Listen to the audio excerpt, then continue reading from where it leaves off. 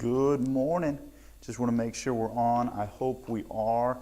Hey, glad you guys are here today. Hope you had a good day yesterday.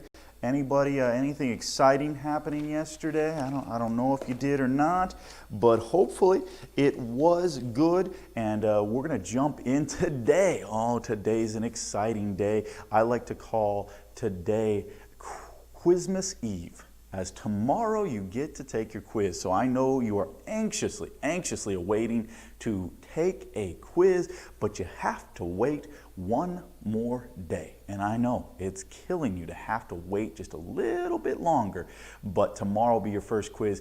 Before we get into that, we're going to review really quick. Let's go ahead and spend some time in prayer. Dear God, I thank you for today. God, I thank you for all the students that are here today. I thank you for the health that you've given each one of them to be able to be here.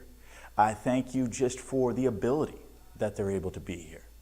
And I pray that you would help them today as they're going to have different classes, that they're going to have things to do in, maybe some tests, quizzes. I don't know what's on their schedule for today, but I pray you'd help them do their very best on that. I pray that you would be with each family that's represented by these students. I pray that you'd help each family. Every family goes through different things, and I pray that you would help these students to be lights for you in their family, with their siblings, with their parents, grandparents. I pray that they would do their best to live for you. And God, we thank you again for today. We pray that our words, our attitude, and our actions would please and honor you today. It's in Jesus' name that we pray. Amen. Take out your books and turn with me to page number 21. Page number 21. All right? And you guys were working on a little bit of talking about Noah. And we were breaking down God's promises, Noah's responsibilities. And so we're going to look at that in just a moment. Before we do, let's really quickly review for the quiz. Now, we've been talking about this for a week and a half now, and we almost are there tomorrow. Tomorrow's your first quiz of the year. It's going to be a verse quiz. So tomorrow there's two things that will be graded. Your field notes, which you should have those almost done. If they are not, make sure to work on those and get those done, and you will turn that in. Remember, you got 5 questions on there. You got reading for Monday, Tuesday, Wednesday, Thursday, and the 5th question is your big takeaway for the week. What is that? And so you're going to write those things in there. I will grade that on Friday. Really quick, just to make sure, I had a couple people ask me last week if I did not put a grade on yours. It just means it's 100. Again, this is an easy 100, so my goal is to write nothing down. And just all of you give me your paper, and it just be 100 for everybody. That's my goal, and I think we can do that tomorrow. So just make sure that you get those field notes done, and tomorrow morning we will check over those. Then we will have a quiz tomorrow. So tomorrow what we'll do is I'll have you pass in or just leave your field notes there at your desk. I'm going to come, I'm going to look at those, and while I'm looking at those, you guys will have a piece of paper out. And you are going to write Genesis 1:27. And so for the last time, I want everybody to get their Bible out and look at Genesis 1:27. So everyone take it out, turn there. This is something that I will do before every verse quiz the day before, is make sure that we all are on the same page. Genesis 1:27. Again, I'm going to read it. I encourage you, I'll read it first and then we'll all read it together in just a moment. It says, so God created man in his own image. In the image of God created he him, male and female created he them. Again, what is this verse talking about? The fact that God made you. How unbelievable is that?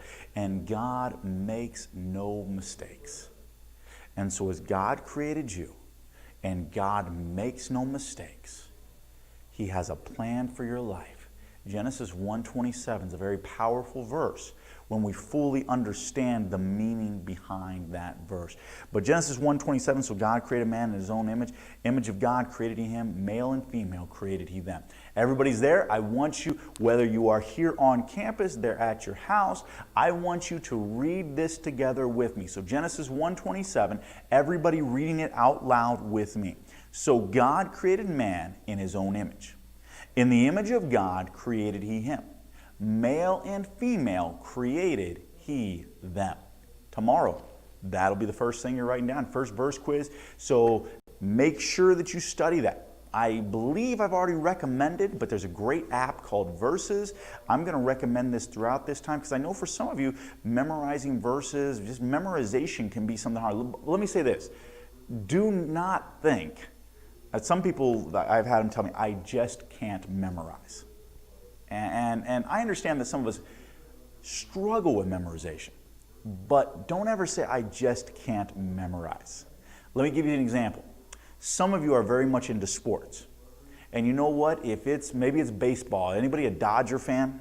Okay, maybe some Dodger fans down there. You know, if you're a true Dodger fan, I could probably ask you right now who plays second base for the Dodgers. Who's at third? Who's at center? Who's in center field? Who's your catcher? And you would be able to go through all of those guys. Some of you maybe, I hesitate to even throw this one out there, but there may be some Lakers fans down there. I don't know. Anyone a Lakers fan down there? Okay, raise your hand if you're a Lakers fan. Okay, look around the room. You see those hands up. How many of you would raise your hand with me that this year in the NBA playoffs, I do not care who wins as long as it's not the Lakers? Is there anybody else like that down there? That's my position on this. I don't know if that's yours, but that's mine. Anybody else can win except for Lakers. You're a Lakers fan. You know who's in your starting lineup. You know a lot of information. You say, okay, well, that's the sports guys. I don't care about sports. Some of you have maybe a movie that you like. You can quote lines from that movie. Some of you, maybe it's music. You have a favorite artist that you like to listen to, and you listen to this artist, and you can sing song after song from this. Here's all I'm saying. You can memorize. Don't fall into that trap of, I just can't do it. You can. Now, I understand Bible memory may be a little bit more difficult, but you can do it, and Verses is a great app to help you in that. And so I do recommend that app. If you have any questions about it, see me. I can let you know a little bit more about it. Or if you're like, I don't know if I want to get it, see me today. I can show you. I can show you the app, the different things that it will do and how it will help you. All right, we're going to jump into our notes. I want to keep moving on with these. And so really quick, we're going to, we've already talked about these God's commands to Adam and Eve. We talked about the fact that God gave them 3 commands. The main one being there was one tree they were not supposed to eat of, and they failed. Again, there's one thing they're not supposed to do. What do? They go ahead and do it. Then we see what are the consequences? And this is such an important concept for us to understand. Every decision you ever make will have consequences. Every decision.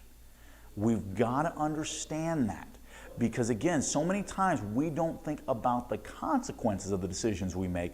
We just think about the decision. And a great illustration of this, which we shared yesterday, is fishing. A fish does not think about the fact that there could be a hook behind whatever that bait is. They just go ahead and eat it. They don't think about the consequences. What's the consequences? How many of you like to eat fish? Oh, I love fish. I love grilling out fish. Last weekend grilled some tilapia, and a salmon is delicious. I don't know if you guys have had that, but I love eating fish. You know what the consequences of that fish making that decision? They're on my grill. That's a consequence of it. They saw what they wanted, and they didn't think about the consequences. So it's always good to think about, we should always think about the consequences of each decision that we make. That is, those are the consequences of the fall, and it listed all of those for you. Now, we looked at God's plan of redemption, Genesis 3:15. What a great section right there, because we see from the very beginning, God knew that man would need a Savior. And the plan was to send somebody of the seed of woman. What does that mean? A virgin-born person. Jesus, the only virgin-born person to ever live on this earth, was that Savior that God sent. Satan, let's be honest, Satan bruised his heel. But Jesus crushed his head. And Jesus is victorious there. Now, we started looking at Noah. Genesis chapter number 6. By the way, Genesis chapter number 6, we see the account of the flood. Tomorrow, I'll actually bring in, I should have put it on here, the picture of, I think it's near Louisville, Kentucky. there is a place called the Ark Encounter. And Answers in Genesis, which those of you that are interested in science and the creation evolution, let me recommend a website, Answers in Genesis. There's a man by the name of Ken Ham that has put this together. And back in the Midwest, in Ohio and in Kentucky, he has 2 different museums. One of those is called the Creation Museum. And you can go there and it sort of shows you different things and why do we believe that God created the earth. Let me say this, there is more evidence that God created the earth than just Genesis 1:1. A lot more evidence. And so don't let anybody ever tell you, well, you guys just believe it because the Bible says so. Now I know for me, if the Bible says it, I'm going to believe it.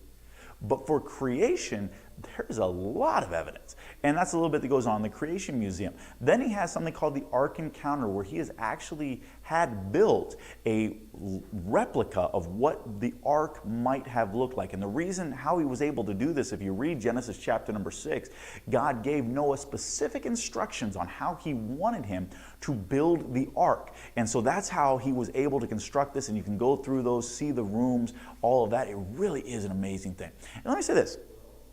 The ark, the great flood. This is one of those things that people will look to and say, see, the Bible can't be true. I actually had a student that went to school here. Actually, I think he might have been in the same class that Mr. Hatfield is down there, so I know he's pretty old, right? But he went to a public college afterwards, and he was telling in his literature class, they were reading this book, and his teacher got up and was saying, see, every civilization talks about the fact that there was a flood. So see, clearly the flood never happened. And here's what I talked to that guy about. I'm like, well, think about it. If the biblical account of the flood is true, which I believe it is, then that means that everybody would go back to that family. We just looked at it, Noah's sons, Ham, Shem, and Japheth. Those would be where the entire world's population would come from that family. So even as they spread out, and today we're going to look at why they chose to spread out, or why I guess sort of God made them do what he said. As they spread out, you know what? They would have those events that they would have remembered. Their grandparents would have told them. Now, what was big difference between that time and now is now, can you imagine if a flood happened like that now? Noah would have like a book deal. There'd be a movie about it. All of these events, you would have record of what happened. Back then, they didn't write these things down. They would pass them on. And so what happens when something is passed on? Things can begin to change about the events that happen. That's what's great about the Bible. Remember, we talked about inspiration. This came from God. It's not just passed from man to man. This is God telling us exactly what happened. So those were a little bit of information we looked at. Now, what we're going to do here is we're going to look at some of the things you put down. God's promises and Noah's responsibilities. And you guys were to work on this. Now, the first one, in Genesis 6:17, we did this one together. God promised to send a flood. God looked down and saw man and saw the wickedness of man and said, you know what, there's going to be a flood.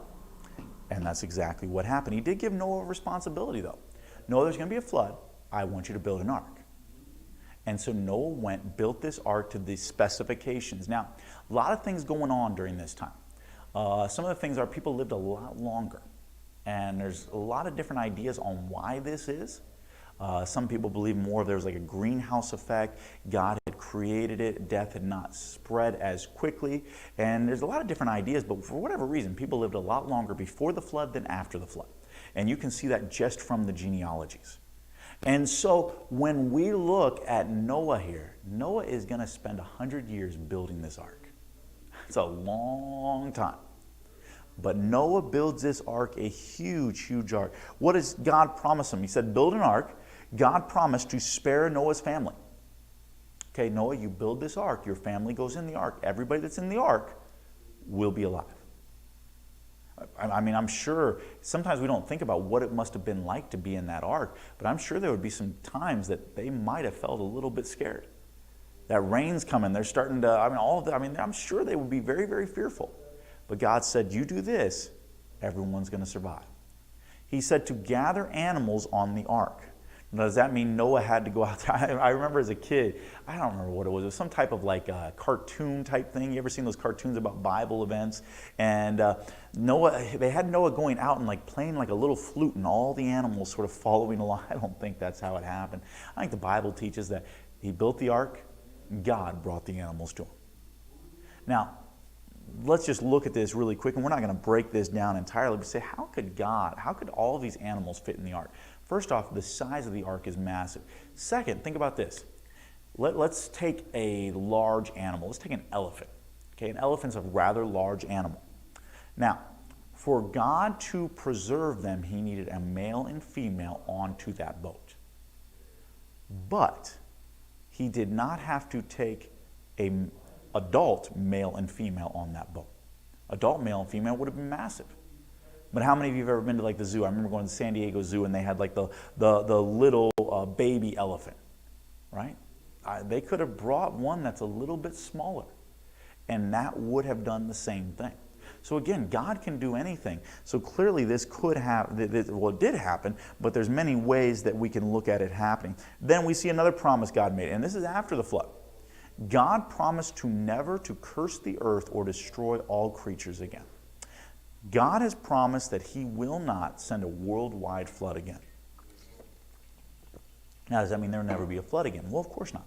I mean, all of us have some friends living in the Pensacola area.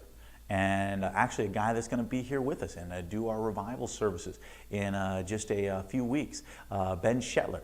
He lives in Pensacola, and those of you that have maybe paid attention to the news know there was a hurricane that came right there. I don't know if it was a hurricane, maybe a tropical storm, but a terrible storm came that way, and he showed videos of the water and all of this. I mean, there's great flooding going on there. I read something where like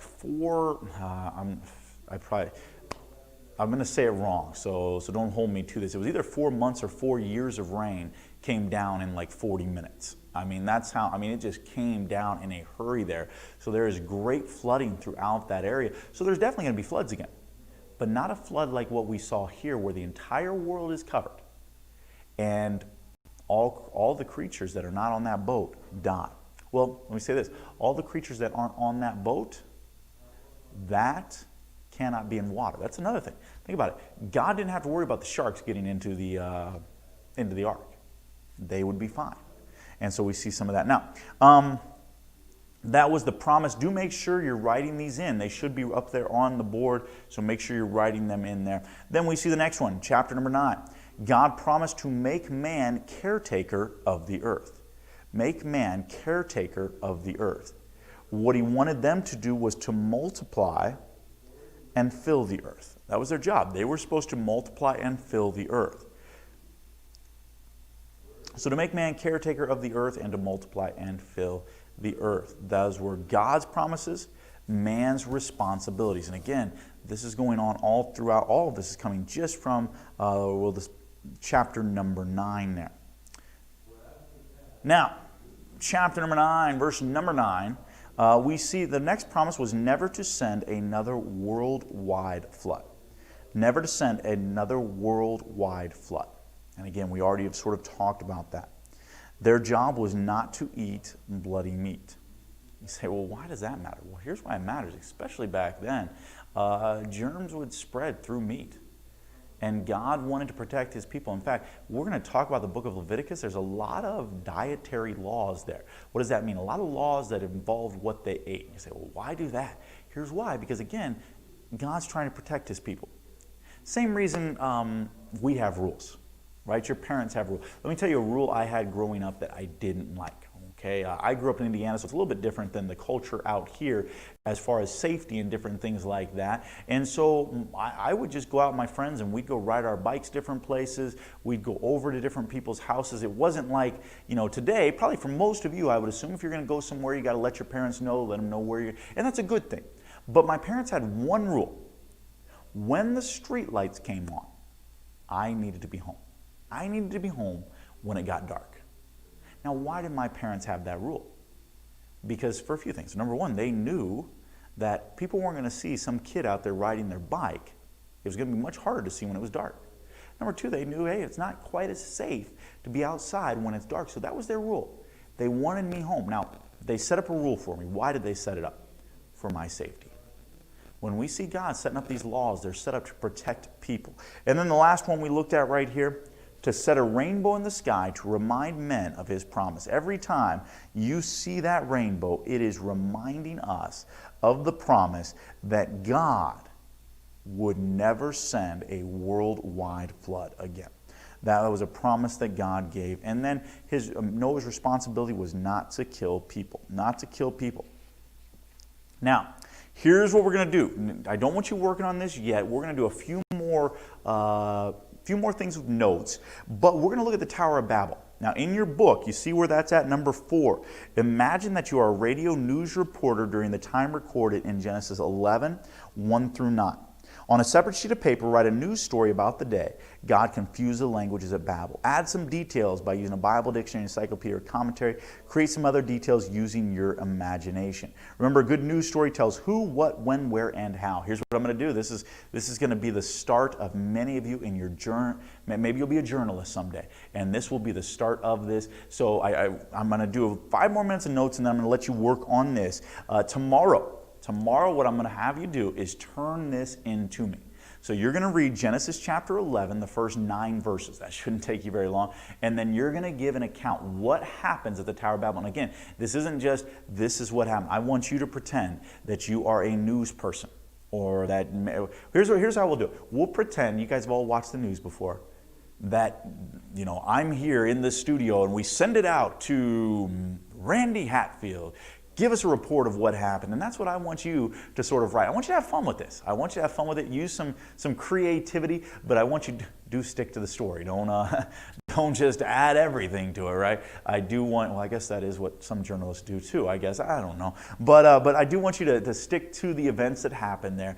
And so Genesis 11, 1 through 9, I want you to write that. If you have any questions about that, you can see me and we'll answer any questions that you might have about that. Now, we're going to go to Abraham. Abraham. All right? Go to Abraham. And, here we go. Just moving slow. Okay. All right. So Abraham. We're going to look a little bit at that. This should be lesson number 4. And those of you that are distance learners, I know I did not run this off and give this to you. Here's what it's going to be. Your book will be sitting here in the office. I encourage you to come get that. And I will need you to drop off your field notes. And also tomorrow, we're going to make sure that you drop off your verse quiz there. Your verse quiz, so make sure that you drop those off. If you're not able to tomorrow, try to maybe Monday, something like that. Make sure that you get those to me here. But when you get your book, fill in these notes when you get them here. We're going to look at Abraham. So here's what's going on. Okay, here's what's going on. God destroys the earth. Man comes. God tells him what to do. You're going to read about the Tower of Babel. Tower of Babel, God said, hey, I want you to go here. I want you to go all throughout the earth. Man didn't do that. Man stayed in one single spot, and they tried to build this huge tower. They tried to make themselves as good as God. God comes down and in a moment confuses their languages, and man is spread all over the world. And we're going to see that there's going to be one man. Genesis chapter number 12. Genesis chapter number 12, we're introduced to this man who is very, very influential. Now let me say, how influential is this man? There are, well, I won't say that. There's more than 3, but really when you look, there's 3 major religious groups that would go back to this man and say that he's very, very important in their faith. There's Christianity, which we're going to look at. He's a very important figure in Christianity. Judaism, the Jewish religion. He is the father of the Jewish nation. And here's one you might not know. Islam. Islam looks at this man as the father of their nation. And we're going to look a little bit at, well, why do they think that? There's a big reason why they do. And we're going to look at that a little bit here. But Genesis chapter number 12, verse number 1, Now the Lord had said unto Abraham, Get thee out of thy country, and from thy kindred, and from thy father's house, unto a land that I I will show thee. Here's what God says. Abram, I want you to go. Now, they were living in, you can see right there, Ur. So they're living in Ur. And God is going to say, hey, I want you to go to a land. I'll tell you where. I just want you to get up and go. Now, can you imagine that? I don't know if any of you have ever moved before, but can you imagine the conversation that Abram would have with his wife as he went in there and told her, hey, honey, we got to move. Well, Abram, I don't really want to move. Well, God said to. Okay, where to? I don't know. That'd be a tough conversation to have. But that's what God told Abram to do. So tomorrow we will pick this up. Well, maybe tomorrow. I don't know. We might not be able to jump into this tomorrow. Here's a couple things for tomorrow that I want. First off, tomorrow morning I will come down there. So this is homework.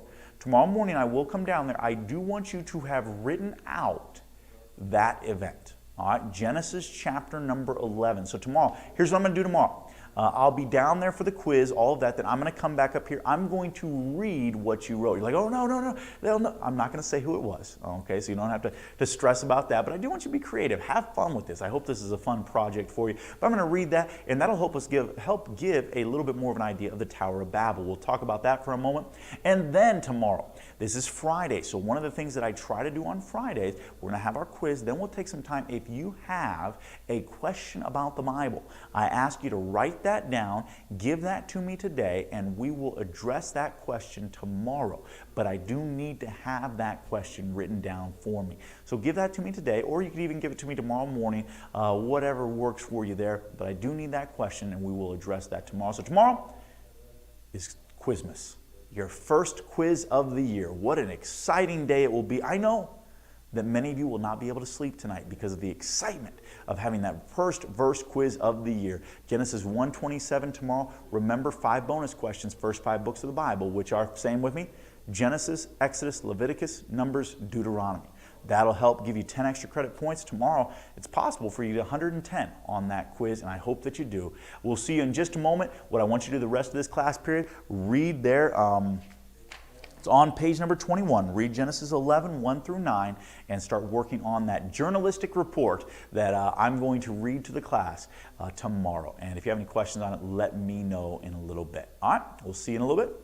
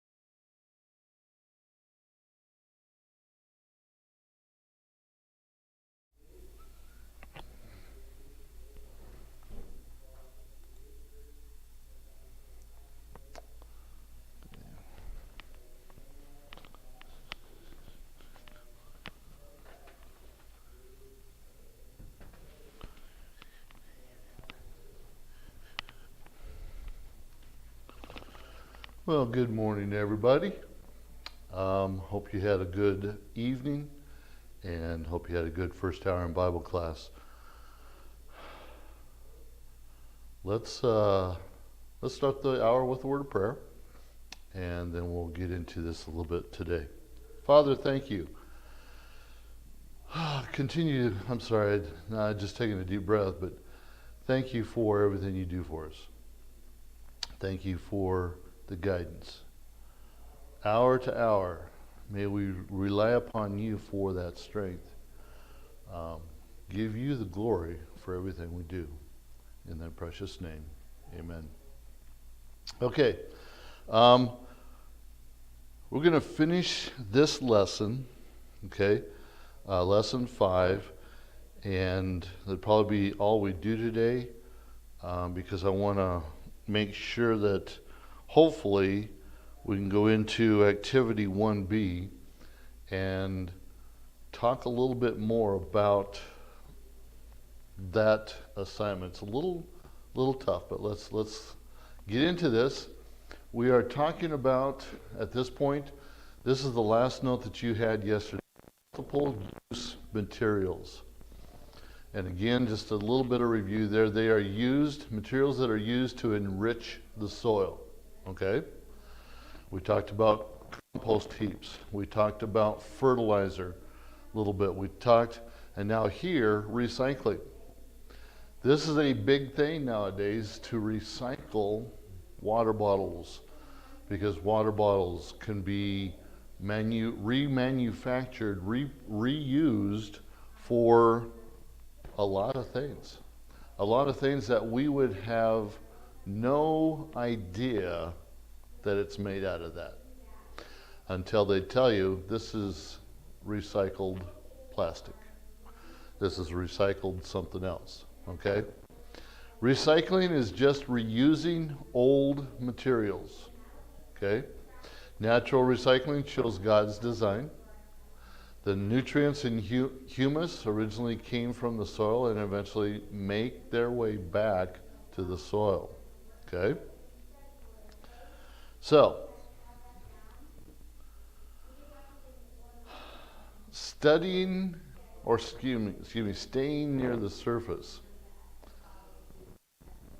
Most of the topsoil, most of that soil consists of a 4% to 5% organic material by weight, okay? With the rest being mineral material. So that's why it's important that it refeeds it, because even just the 4% to 5%, it's important that it gets it, okay? Peat soils, more commercial oriented type of things,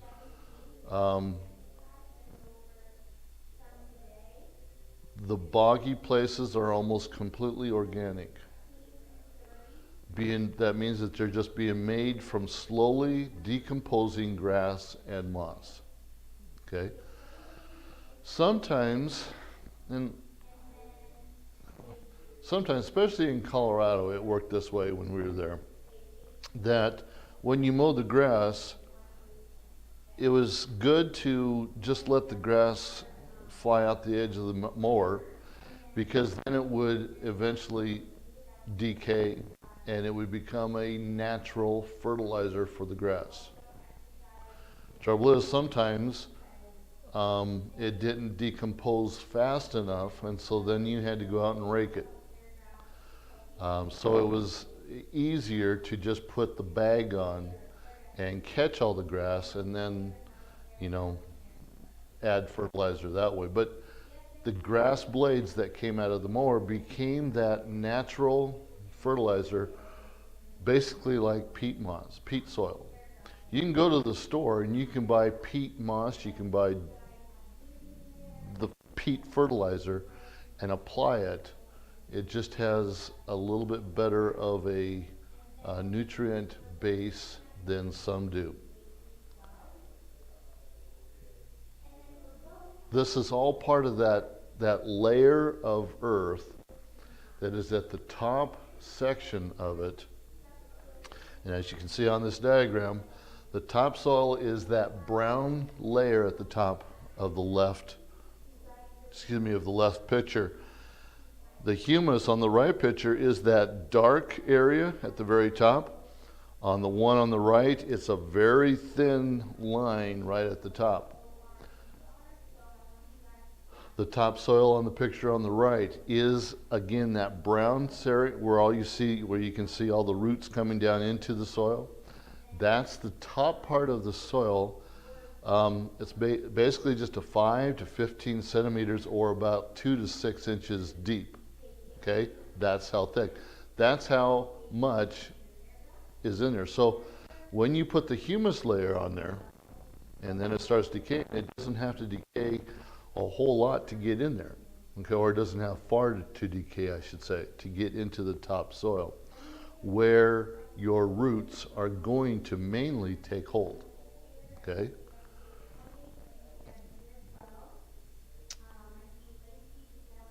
So not just the humus part, not just the organic aspect, the materials that help us. We have mineral particles like rock remnants. This all happens because of the process of weathering. Weathering is that process that breaks rocks down into soil. Okay? And that's why we have sandy soils. We have more pebble rock soils, okay? A little bit more, as you know, more rock substance soils, and because they're not getting broke down properly, but yet they're getting broke down enough to where the nutrients that from rain in Colorado, snow, you got hail, you got just the total weathering going on, or the changing of the condition of those rocks, the content of the rocks. They break, they get into the soil, and then it enriches the soil. So it all happens because of the process of weathering, the breaking down of the substance. The horizon is the soil layer, okay? If you look at this picture, you have various horizons. You have horizon A, the topsoil. Horizon O would be your humus layer. B, okay, unless that is B, I don't have my glasses on. That's a, okay. But you can see on here, A, B, C, D, okay, whatever, E, R. They're labeled that way so scientifically they can say, okay, maybe this fossil was found in horizon layer A, letter E, C, wherever, okay? So it's just scientifically labeled so that scientists can identify it a little bit easier. Number 3, the subsoil. That's the layer of the soil below the topsoil that consists primarily of mineral material. So again, you have your humus top, that brown layer, the topsoil. The next one is what we would call the subsoil, underneath, soil underneath top. Then you have the bedrock, okay? This is the layer of the solid rock below the subsoil. Humus, topsoil, subsoil, bedrock, okay?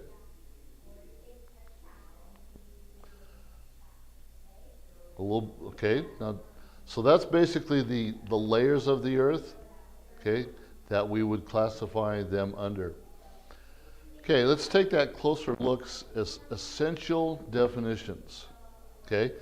Now this kind of jumping ships a little bit, but yet all of this applies, okay?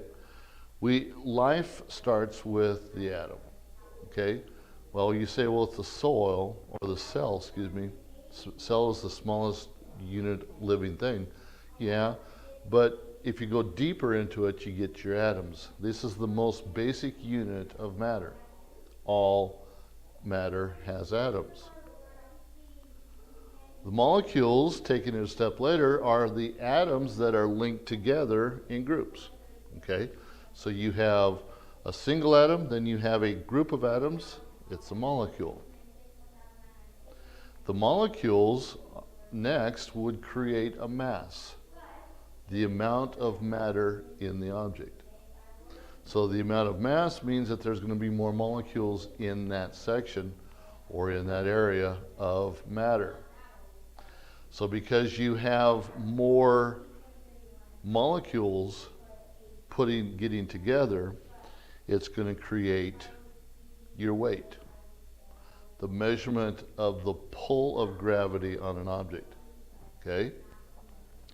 The more gravity that's pulling you down or pulling the object down to the earth, that's what we classify as weight. Okay? Now, number 5, your volume. That's the amount of space that your matter takes up. Okay? What's the volume of liquid in a glass? It's the volume. Okay? How much is in there, the amount of space. Density is the measurement of how tightly packed material is. Okay? So sandy soil isn't very dense, but you get into clay where it's compact, and clay is hard to dig out of or dig through. And so the more compact it is, the more dense it is. Okay? Same aspect, same idea goes along with fog. A thick fog is more dense than just a cloud that has come down to the earth. Okay? And you can barely, you can see through it and you don't have, it's not, but a dense fog is one that you, especially if you're driving, you have to be very careful of where you're at, what's coming, because they're having the same problem as you. A dense fog is where you have to turn on your headlights so that the people you're approaching can see that you are coming. Okay? And if it gets too dense, then sometimes you don't see those headlights until you're right on top of the car.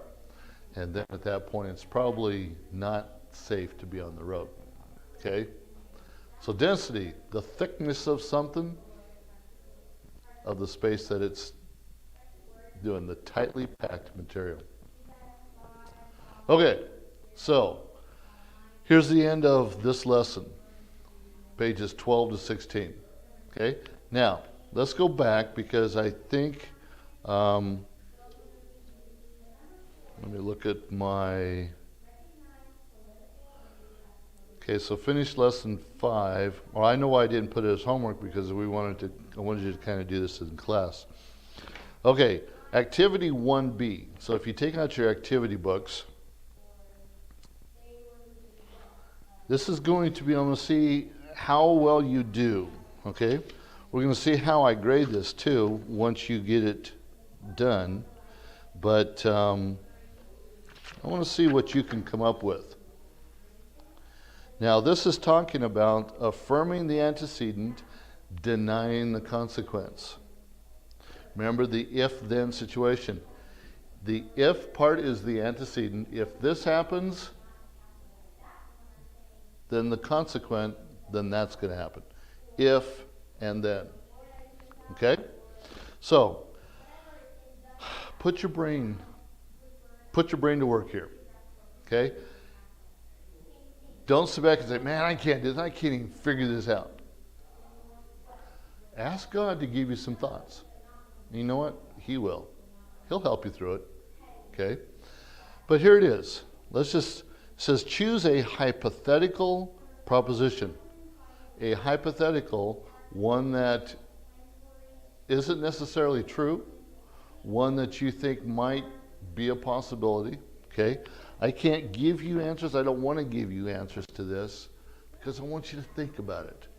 But a hypothetical proposition is what could happen? What could this category be about?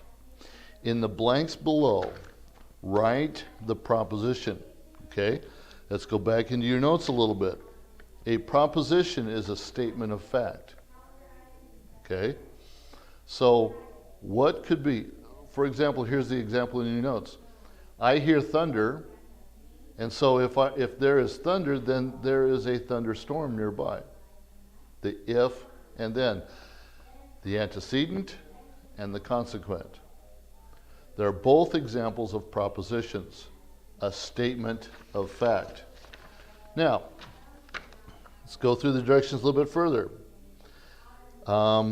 Write this proposition, another proposition that you could use to make an inference by affirming the antecedent and the inference itself.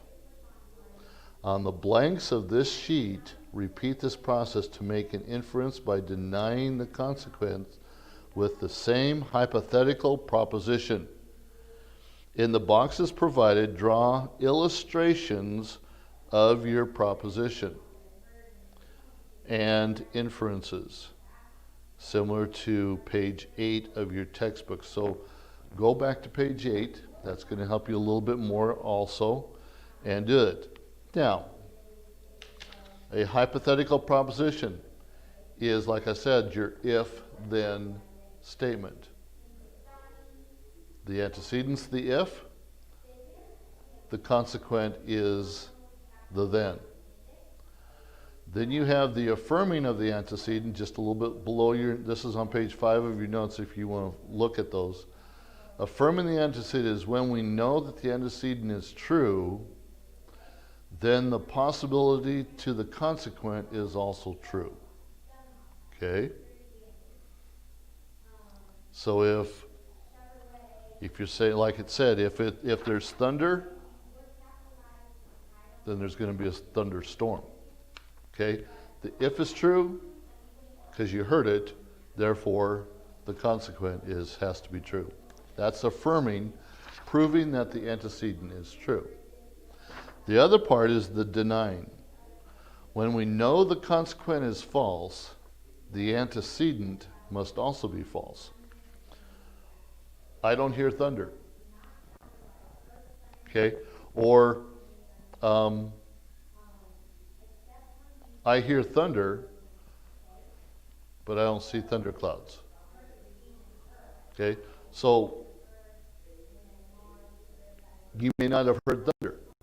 That's a false statement. And so therefore, there's no thunderstorm. That's the negative part too. No thunder. Okay? So you're denying the consequent there. When we know the consequent is false, the antecedent must also be false. If there's thunder, then there's a thunderstorm nearby. Well, there is not a thunderstorm nearby, so therefore there's no thunder. So all you've done is reversed the statements and made one the antecedent, one the consequent. That was on page 5 of your notes. Okay? So try this out. Okay? Matter of fact, come up with something. Use your brain. Put it to work right now. Okay? Don't rely upon an answer be given to you. Think through this, and the more you can do things like this, the better you will be. Okay? Okay, that's going to conclude our lesson today because I want you to spend some time working on activity 1B. In essence, this isn't on your homework sheet, but in essence, this is homework because I want to see what you can do. Okay? So let's have this done by tomorrow. If you don't have it done by tomorrow, then obviously definitely on Monday, but work for it for tomorrow because I'm giving you class period to do it. Okay? Excuse me. Don't freak out. Relax. Think about it. Okay? Distance, we'll call it quits for today and see what you can do on that activity 1B. Have a great day, guys. We'll see classroom. We'll see you down there in just a minute.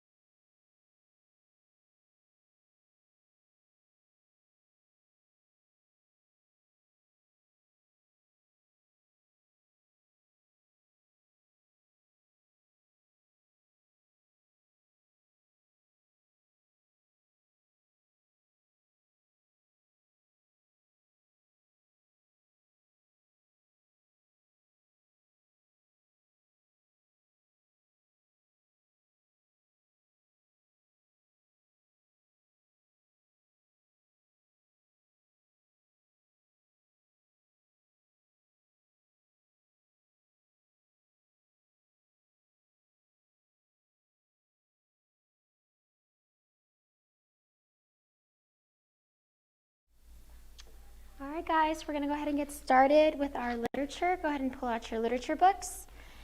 Go ahead and turn to page number 23.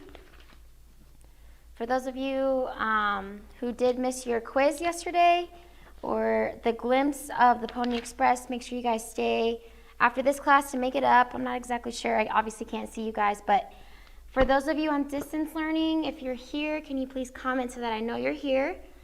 And then for those of you who missed your quizzes yesterday, please stay to make those up.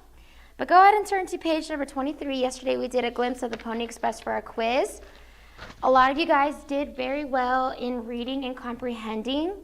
The purpose of these is so that you guys can train your brains to understand what you guys are reading as you go through, okay? Some of you guys did really well. Others did not do so well, but that's fine. We'll work on it. We'll continue to do more of these. But California was the was where the Pony Express ended and different things like that. I won't go into further detail right now. We'll go over this another day because some of us still need to take our quizzes. But I hope you guys are doing that whenever you're reading your homework, in that you are reading, you're retaining the knowledge that is going into your minds. You're kind of comprehending and you're questioning, you know, what does the story mean, or what's the author saying? And that's kind of what the point of this and us breaking down different works every day when we talk about poems and we talk about the stories and stuff like that. I'm not just giving you guys these stories just to read. I'm giving you guys these stories so that you guys can practice breaking down a work and looking at it for its elements and things like that, okay? Go ahead and turn to page number 23.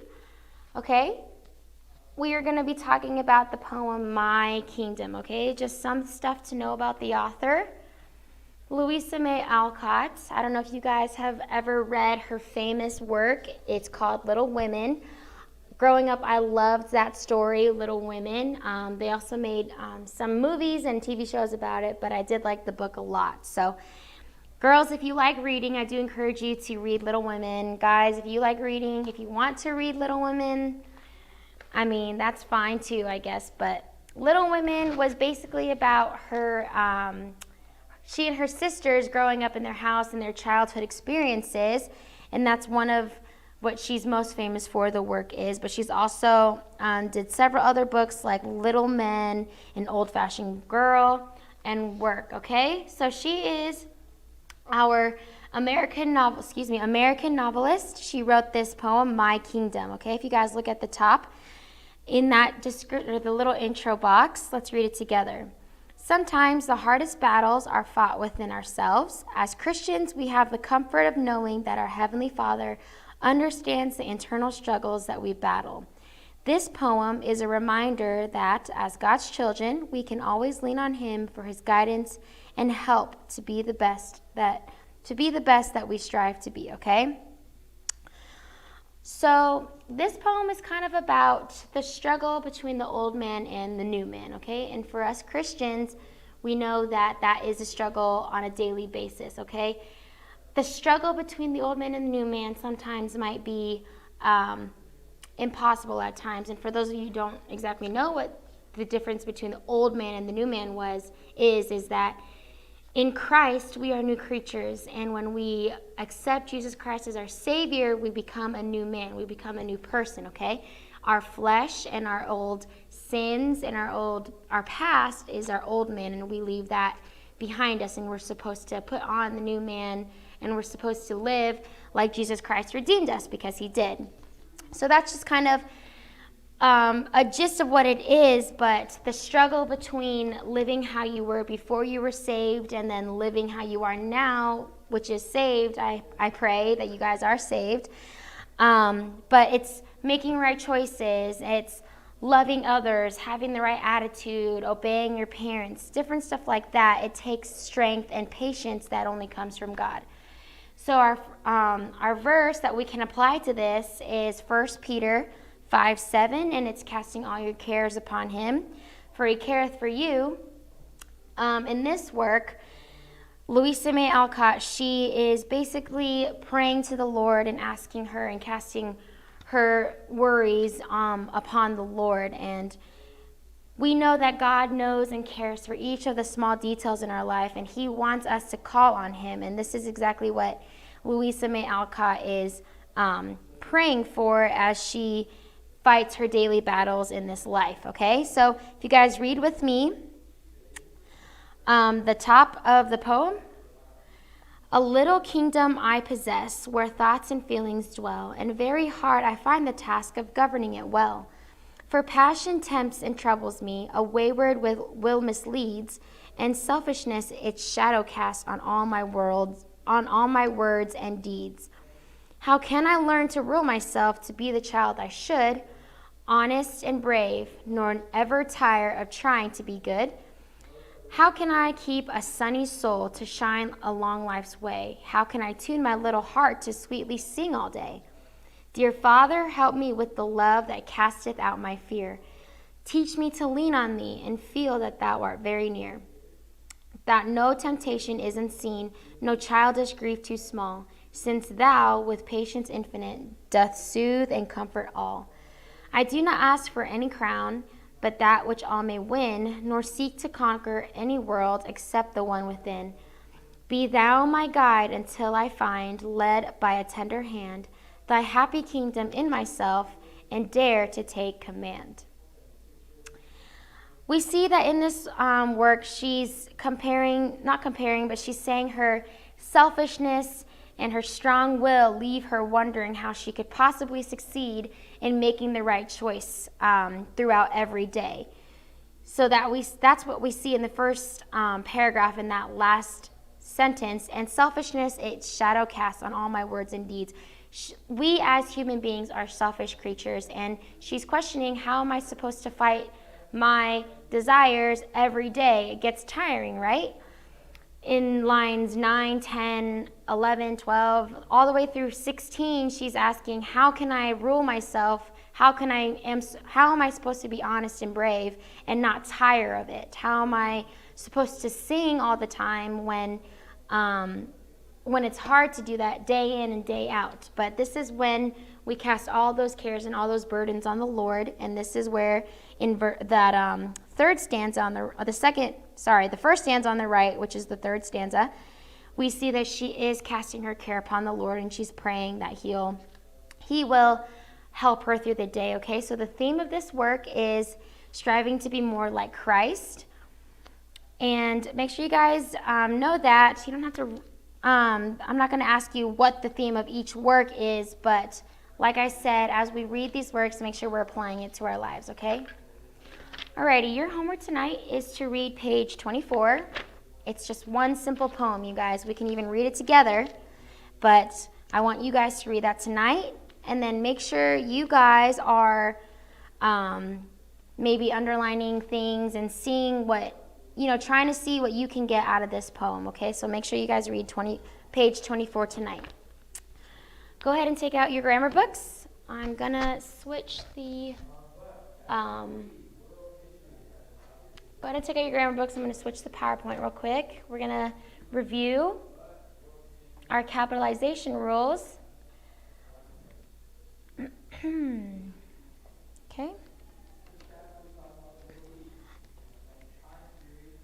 Okay, we're gonna go over capitalization, okay? We've been working on capitalization in this unit. We just did manuscript form, and we saw that on our quiz, quiz 1. So let's go to page 4. For those of you who have a different book, look for using capitalization, section 1, okay? I'm not exactly sure what page that's on, but make sure you guys use your contents and go to the capitalization. Using capitalization 1, okay?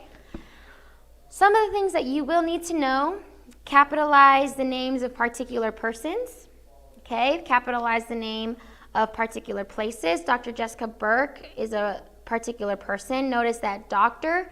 Jessica Burke, they're all capitalized because that's her name, all right? That's also her title, but her name is Jessica Burke. Hannah Coral, you would capitalize H and C. Mr. Moyer, you would capitalize both M's, Mr. Mike Moyer, Kate, Will Johnson, capitalize all of that, okay? Capitalize the names of particular places, okay? Countries, the United States of America, continents, North America, Asia, Europe.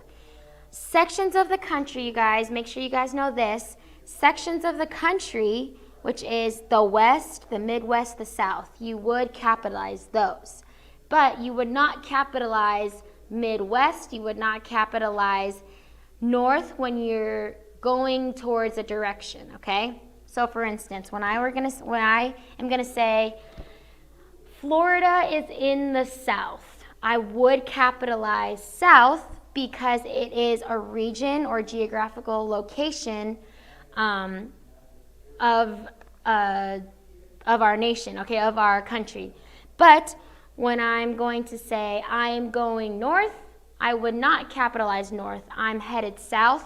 I would not capitalize south because it's going in a direction. It's towards that direction. So you would not capitalize direction. You would capitalize region, okay? Make sure you guys mark that so you guys know that. Streets and highways, just different stuff like that. States, cities, islands. Here, let me turn this on. Okay? States, cities, islands, all capitalized. Bodies of water, Atlantic Ocean, Caspian Sea, Lake Huron. Streets and highways. Make sure you guys look at this, okay? Look in your book. You do capitalize River Road, Long Island Expressway, Fayetteville Street. But look at that last example, 21st Avenue, okay? Or on the screen, 21st Street. You would capitalize 20 and street, but you would not capitalize the second word in 21st. So you would not capitalize first, okay? That's kind of tricky, but make sure you guys know that. So 72nd, you would not capitalize the word second. If there's like a dash, you would not capitalize that. You would just do the capitalized T, the capitalized S in 21st Street, or capitalize the T, capitalize the A in 21st or 23rd Avenue. But the second part of a hyphenated number is not capitalized, okay? Capitalize mountains, parks. Next thing, capitalize the names of particular things. Special organization, Masters Club, Samsung Electronics, House of Representatives, Women's Missionary Society, okay? Capitalize calendar items and special events. Sunday, Valentine's Day, June, Veterans Day, but make sure you guys do not capitalize seasons, all right? Spring, summer, fall, winter, don't capitalize seasons. Historical events and periods, the Reformation, World War II, different things like that. Nationalities, races, and religions, capitalize those. Recognize political and economical organizations and alliances, okay? Allied powers, the World Health Organization, Democrat, Republican, different things like that, you should capitalize. Make sure you guys know this one. Languages and official course titles, which is Spanish, it's a language. Mandarin, which is the Chinese language. Algebra 2, look at that, guys, okay? Normally, in a sentence, you would not capitalize algebra. So if you were to say, I'm going to algebra, you would not capitalize that. But if you were to say, I'm going to Algebra 2, you would capitalize Algebra 2 because it is the title of a course. All right, so make sure you guys know that. Make sure you guys know brand names and business products. The Chevrolet automobile, Apple Watch, Krispy Kreme donuts, Nikon camera, know that. You would capitalize the name, so look at your example, Chevrolet, but not the common noun that comes after that, which would be automobile. Automobile is not the title of the car, it's just a common noun. So don't capitalize automobile. Monuments, bridges, buildings, planets, documents, and any other particular things, capitalize those. Lincoln Memorial, Martin Luther King Jr., Emancipation Proclamation, capitalize all of those because they're monuments, bridges, buildings, planets, important stuff to know, okay? Letter D, make sure you guys always capitalize things referring to the deity in Holy Scripture. So things referring to the Lord, capitalize everything. Capitalize words formed from proper nouns. Abbreviations of proper nouns, so it's the CIA, POTUS, which is the President of the United States, IOC, International Olympic Committee. Know that you can just capitalize all of them and not have to put abbreviations in the middle. So you don't have to put for CIA, C, period, I, period, A, period, because it's a well-known organization. So you don't have to capitalize, or you don't have to abbreviate those, but make sure you capitalize all those letters. The last one, capitalize a common noun or adjective only when it is part of a proper name. So Calvary Christian School, you would capitalize that. Cornerstone Christian Academy, capitalize all of those.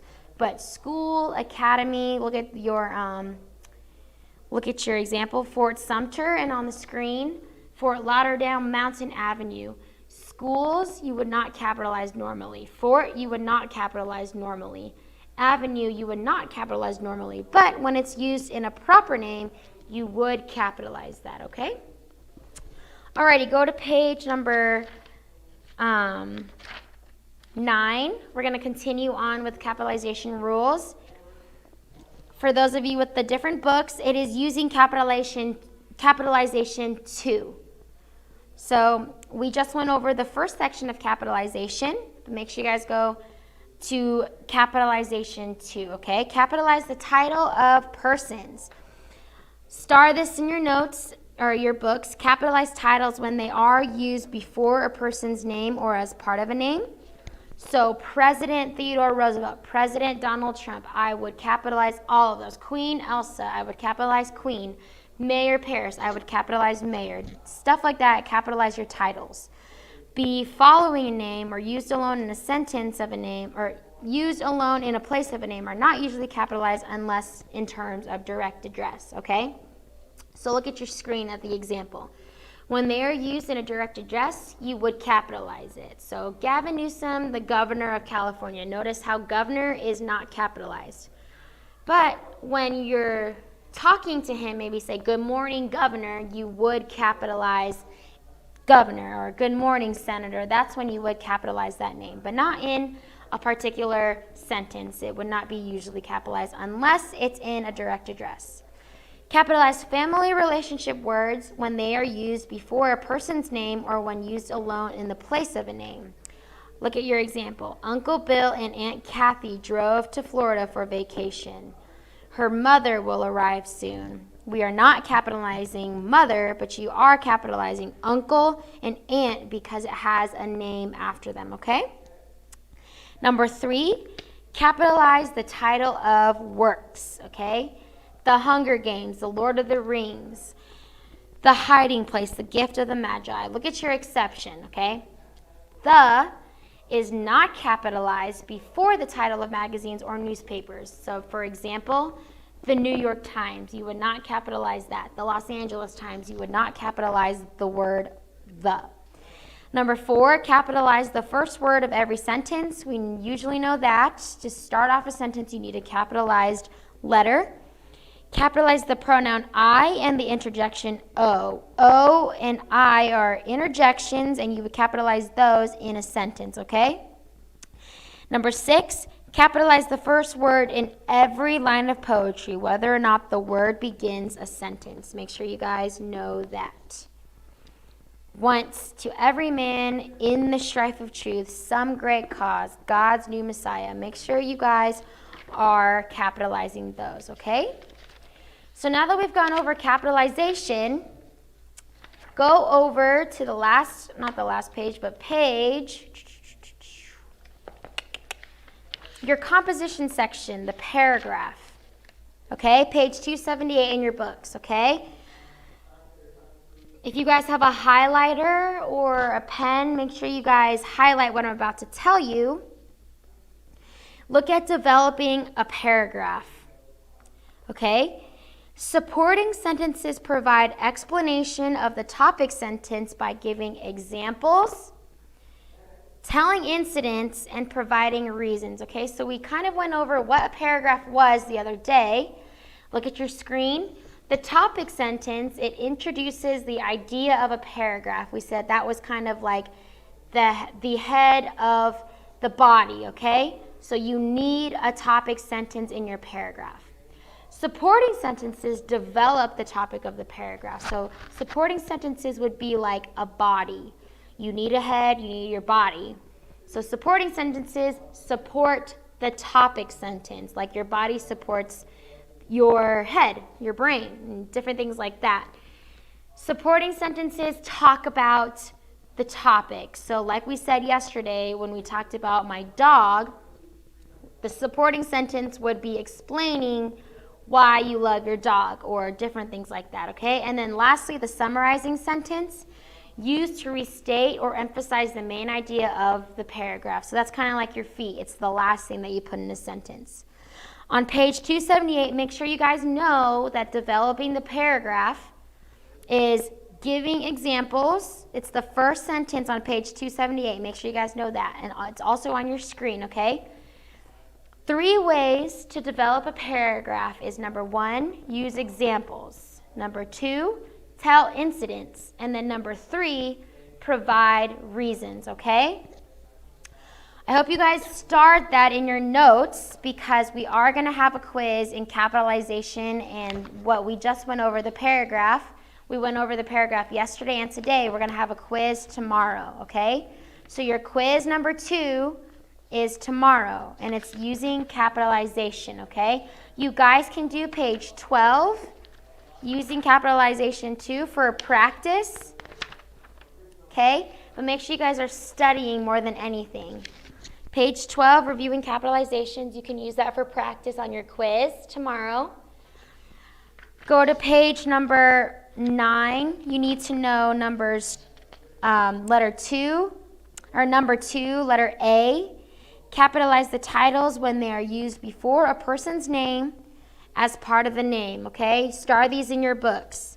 Number 2A on page number 9. Number 3, capitalize the titles of works. Know that. And then back on page number 4, you need to know, capitalize the title of particular places. Particular places are capitalized, so know that. And then know that if you guys look on letter C, scroll down a little bit to languages and official course titles. Make sure you guys capitalize Spanish, Mandarin, Algebra 2, different things like that. Make sure you guys know that. So capitalization, and then what we just went over about the paragraph, it's developing a paragraph. Know the way to develop a paragraph, which is give examples, tell incidents, provide reasons. So examples, incidents, and reasons are what I'm looking for on the quiz tomorrow, okay? Alrighty, if there's any questions, go ahead and take out your paper for homework. Tonight you're reading page 24 in your literature books. And then for vocab, you are writing numbers 6 through 10 2 times, and then your words 1 time. A lot of us missed some of our words in our spelling quiz, so I want you guys to write your words 1 time tonight, all right? This is list number 2. So numbers 6 through 10, vocab and definitions 2 times, and your words in list number 2 1 time. If you guys have any questions, please let me know. Distance learners, if you guys have any questions, let me know. You can email me, or you can email me on My School Works. But let me guys know if you have any questions or if you guys missed what is going to be on your quiz tomorrow, okay? I'll be right over to your class 7th and 8th grade, okay?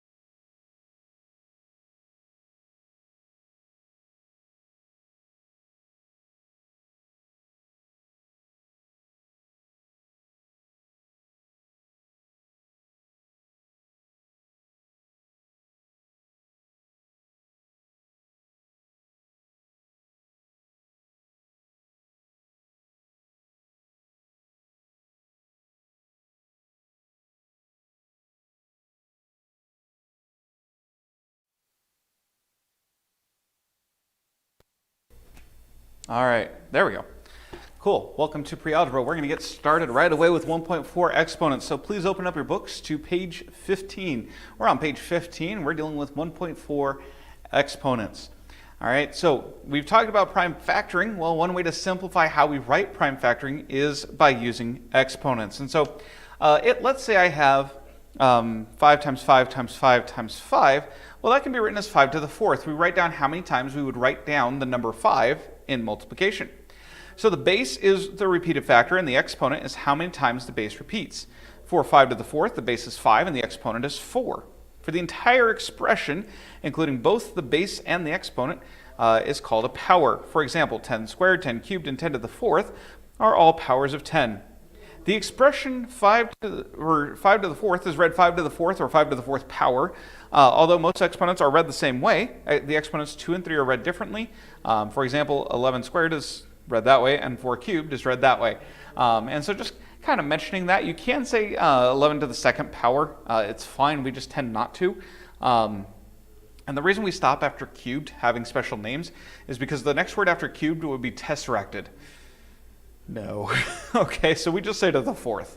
All right, and so that's the way that would work there. So really quickly, you see here, if we had the factors, there it is. 6 times 6, let me just illustrate this here. If we have 6 times 6, well, our base is 6. Our exponent then would be 2, because there's 2 6s. All right, and that's 6 squared. Notice that 6 squared is not 2 times 6. 2 times 6 is 12. 6 squared is 36. Okay, they are not the same thing. Yes, exponents mean multiplication. They do not mean you multiply the two numbers. It tells you how many times to write the first number. Okay, 4 cubed is not 12. It's 4 times 4 times 4. Well, 4 times 4 is 16. Man, I'm going to regret going down this path.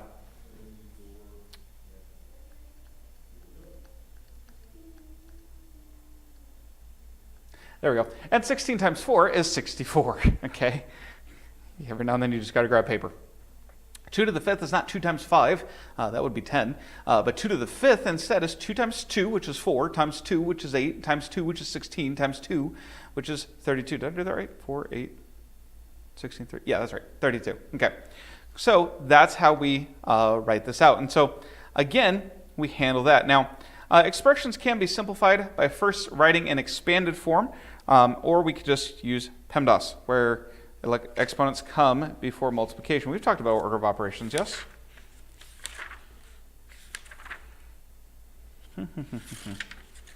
Have we? Or is that not yet? Nope, not yet. Okay, that must be coming up soon then. Anyway, I'll get to that later. But anyway, so the way we can simplify this is by writing it out in expanded form first. So for example, if I had 2 times 5 squared, oh, right, this is pre-algebra. Okay, well, just here, this is an X. All right, so we would just do 2 times 5 times 5. Well, 2 times 5 is 10, times 5 is 50. Okay, and that's how we would simplify this. So we call that expanded form. So the number 64 is 2 to the 6th power in exponential form, or we can write 2 times 2 times 2 times 2 times 2 times 2. 100 is 2 times 2 times 5 times 5, or 2 squared times 5 squared. Okay, and so hopefully that makes sense. Now, what happens if an exponent is negative? Well, if an exponent is negative, it is not a negative number. For a number to be negative, the negative has to be in the very front. A negative exponent, on the other hand, means it's in the wrong place. Here's what I mean by that. If I have 3 cubed, that's 3 times 3 times 3. If I have 3 squared, that's 3 times 3. If I have 3 to the 1st, that's 3. If I have 3 to the 0th, that means I've written 3 0 times in a multiplication problem. That means I have 1. Okay, because if you don't multiply by anything, you're multiplying by a hidden 1. Anything to the 0th power is 1, except 0. 0 to the 0th power is indeterminate. Don't worry about it, just no. All right, but anything else to the 0th power, and yes, that is a word, 0th, is 1. Okay, so 3 to the 0th power is 1. 5 to the 0th power is 1. Stickman to the 0th power is 1. Okay, cloud to the 0th power is 1. Are you all getting the point? Okay, it doesn't matter what you throw in there. If it's to the 0th power, it's 1, assuming it's not 0. All right, and we're not going to get to what 0 in the 0th power is because it's not exactly a thing. All right, then we start going backwards. Well, now I'm writing 3 negative 1 times in a multiplication problem, and you're like, how do I write 3 negative times? We go across the fraction bar. So this would be 1/3, okay, or 1 over 3 to the first, okay? 3 to the negative second is 1 over 3 squared, okay? And that's what that means. So that negative means you're on the wrong side of a fraction bar, okay? If, here we go. Okay, you guys don't have audio from this. All right, so to indicate a reciprocal, this is what the negative exponent is used for. So the reciprocal of any number is 1 divided by that number. So if I have 3 to the negative second, all that's going to happen is things need to switch places so that my exponent is now positive, okay? And so 3 to the negative second is 1 over 3 squared. 1 over 2 to the negative third, notice this is true even if it's on bottom, that just means it's on the wrong side of the fraction bar. So we're going to go ahead and flip which side they're on. Okay, so we get 2/3 over 1. Okay, or simply 2/3 because we can simplify that. And then that's it, yeah. All right, so that's all a negative exponent means. It means you're on the wrong side of a fraction bar and you just need to move it. Okay, that's all that's going on there. There's more examples on the bottom of page 15. And that's basically that's where the lecture stops. Okay, so we're going to do a few examples, so make sure you're still paying attention, tuned in. We're on practice 1.4. You need to fill in this work as I do it because it's not done in your book. Okay, so number 1, we're told to write an exponential form. Well, I have 2 times 2 times 3 times 3. Well, I have 2 2's, so I'm going to write 2. Oops, let's not use red.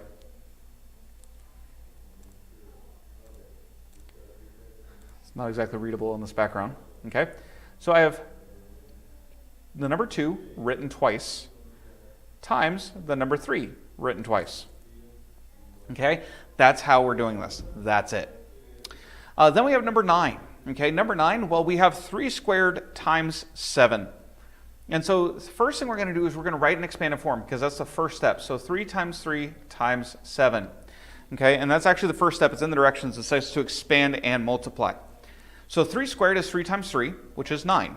9 times 7 is 63. And so that would be our final answer. Okay, so that's numbers 1 and 9. I'm going to give you guys just a second to finish writing that down in your textbook.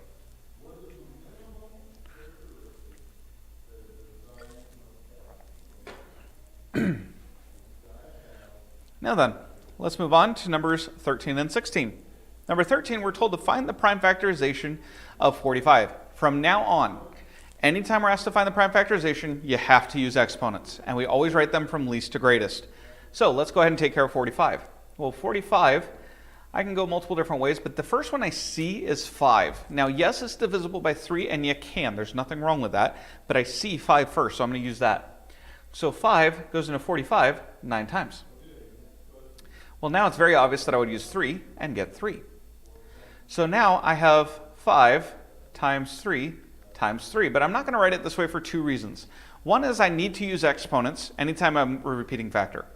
And the second is I want to go from least to greatest. So we're going to go through and fix that.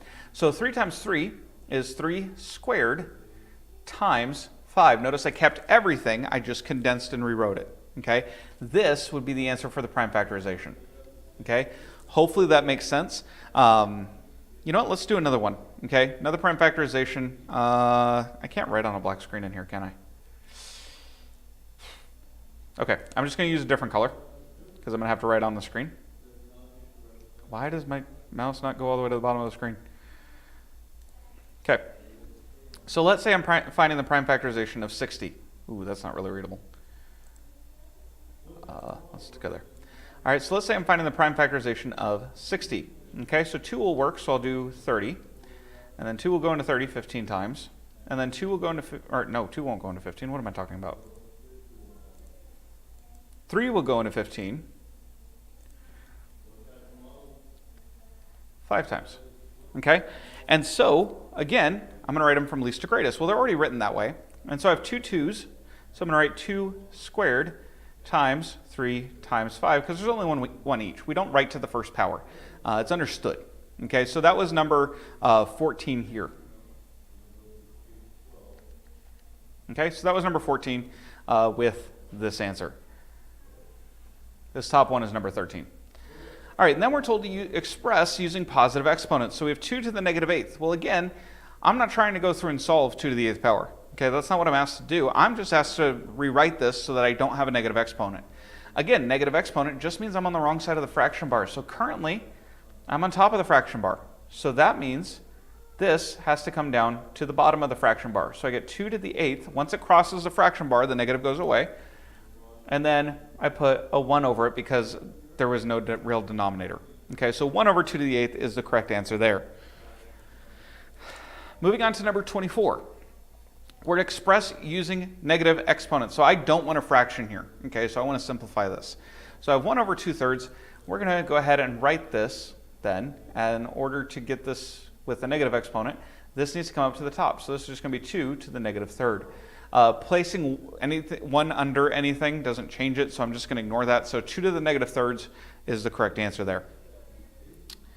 Finally, express using positive exponents, and then we're going to expand and multiply. So we have 2 to the negative third. Well, that again means I'm going to have 1 over 2/3, right? Because the negative means I'm on the wrong side of the fraction bar. Then I'm going to go through and expand and multiply. So I have 1 over 2 times 2 times 2. All right, and as you do them, you'll become more familiar with what different exponents are, and you can learn them and do them by memorization. But for right now, we're expanding and multiplying. So 2 times 2 is 4, times 2 is 8, okay? By the way, 2 cubed is a very common one, so you're going to want to just learn that 2 cubed is 8. It'll save you a lot of time later. But for right now, that's where we're leaving it. So we have 1 over 8. So I have 2 answers here. I have 1 over 2/3. That's the first step. And then the second step was to expand and multiply. So I have 2 answers that I'm going to demonstrate. So I have 1 over 2 cubed and 1/8. All right, hopefully that makes sense. If not, you guys have my email. You guys have my phone number. And those of you here in the Distance Learning Center can get help from your tutor. And here's the classwork is practice 1.4. Classwork practice 1.4. We've already done quite a few of them, but notice that that does go on through a review section. So that's what you guys are working on right now in class. Your homework tonight is homework 1.4 on Google Classroom. Okay, homework 1.4 on Google Classroom. The way we're doing it tonight is a little different due to time constraints and honestly, writing exponents. I want you guys to just do it on a separate piece of paper. Okay, and then you guys are going to take a picture and submit it on the assignment on Google Classroom. Don't just text it to me. Don't just email it to me. Please put it on the assignment so I don't have to track down 50 papers. Okay, that'll help me out. So that's what you guys are doing with your homework. And then real quick note to distance learners. If you're a distance learner and you've not gotten on Google Classroom yet and you've not taken quiz 1 yet, you need to do so like this weekend. Okay, it has to get done and you have to get caught up and you have to be here like starting Monday. You have to be in classroom. You have to be in, as far as like in Google Classroom, not here physically. You have to be in Google Classroom. You have to be caught up on your quizzes because otherwise this is just going to be a challenge for you. Okay, if you get too far behind, you're not going to be able to catch up. So I've sent more information out today to anyone who's not. If you're in the Distance Learning Center, I'll talk to you in a few minutes. But past that, this is your guys' classwork, practice 1.4, and then you're completing the homework on Google Classroom. All right, I'll see you guys later.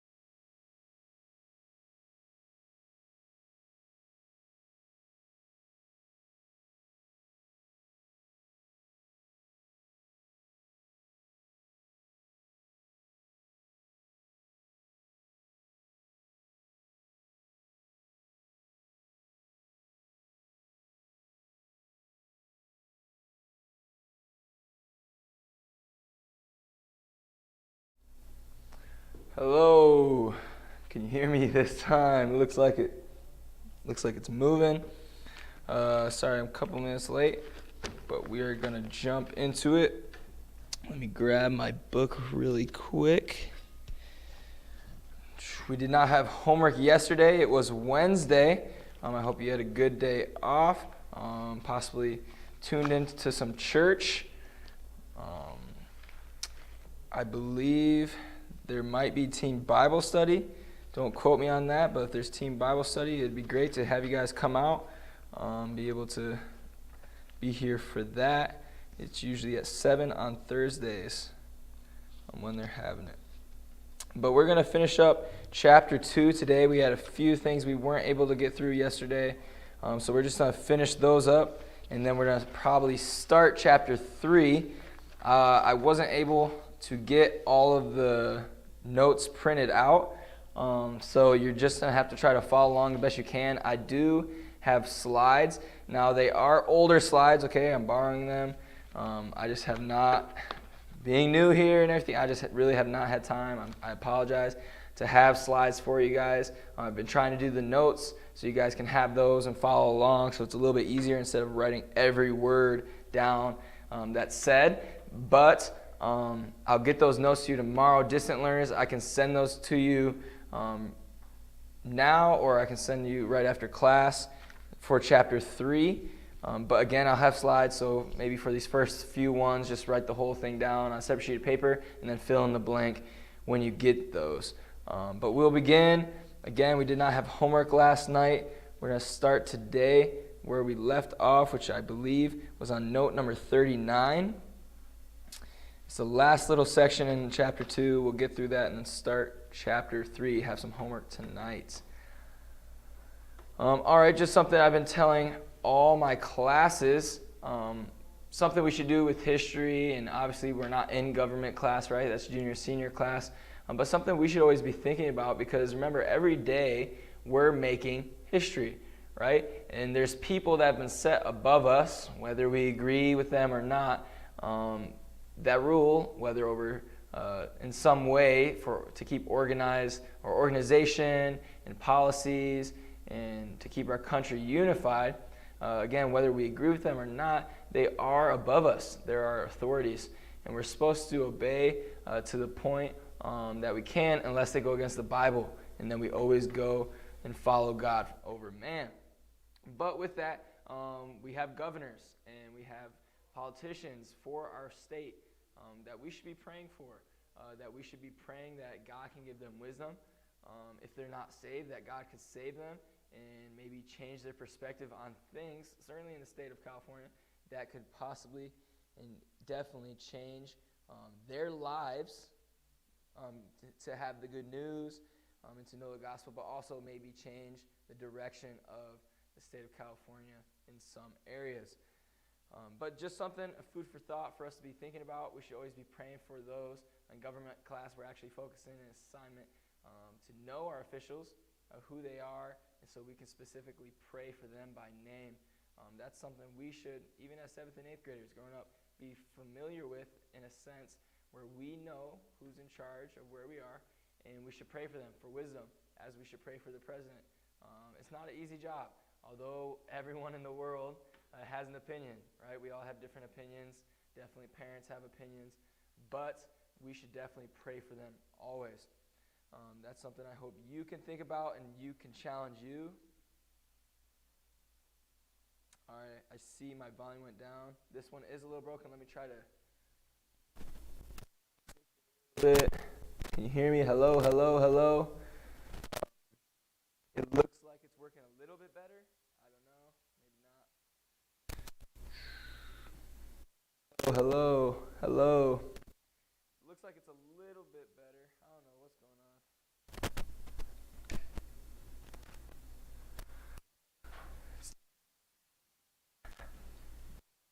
We're moving away, or Yeah, moving away, and like you have to have it in the right spot. It's like working a little bit right now. Hello, hello.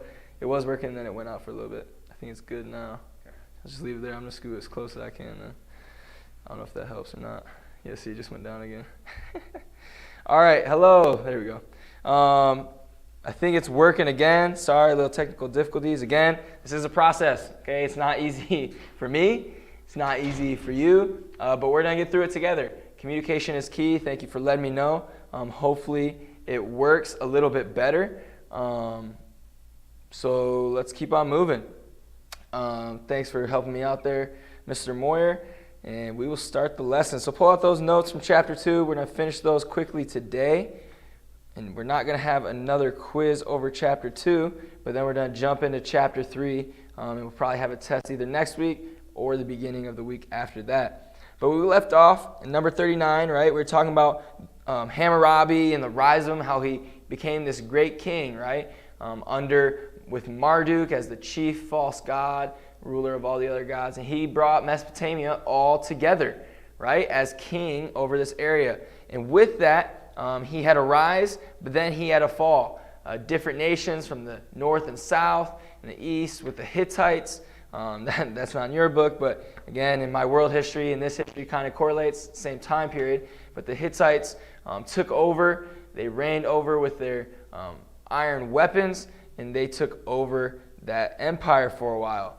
And that whole Babylon empire, Babylonia, wouldn't come back to rise about another 1,000 years. So we won't really hear much about them for another 1,000 years. But moving on to the land of Canaan, with the patriarchs in Canaan. Okay, so Canaan, C-A-N, I don't have slides for this chapter, I'm sorry. Next chapter I'm using, I got access to some older slides, so I apologize. They are a little outdated in looks, but they'll do for now until I'm able to make some new ones for you. But number 39 in the notes is Canaan.